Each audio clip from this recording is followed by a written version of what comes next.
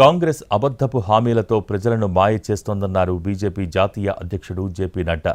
తమ అడ్డాకు వచ్చిన నడ్డా ఏది పడితే అది మాట్లాడితే చెల్లదంటూ కౌంటర్ ఇచ్చారు సీఎం రేవంత్ రెడ్డి. किस तरीके से रेवंत सरकार ने भी एक साल में गरीबों के साथ किस तरीके से धोखा दिया है, इस बात को वो उजागर कर रहे थे। कांग्रेस वाले मदारीगिरी करते हैं, मदारीगिरी। झोले में से कबूतर निकालेगा, कभी झोले में से अंडा निकालेगा, कभी झोले में से मुर्गी निकालेगा, और बाद में पूछो मुर्गी कहां गई, बोला तमाशा खत्म, पैसा हजम।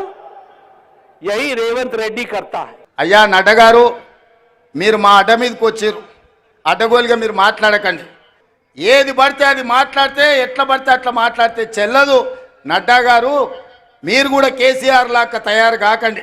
కేసీఆర్ మాట్లాడి బీఆర్ఎస్ వాళ్ళు మాట్లాడిన ప్రెస్ మీట్ల కాగితాలు తీసుకెళ్ళి ఈరోజు ఈటల రాజేందర్ కిషన్ రెడ్డి గారు అవే నకలు కొడుతురు. పెద్దోళ్ళు చెప్పారు నకలు మారనేకే లియే భీ కుచ్ అక్కలు రహనా చాహియే అని.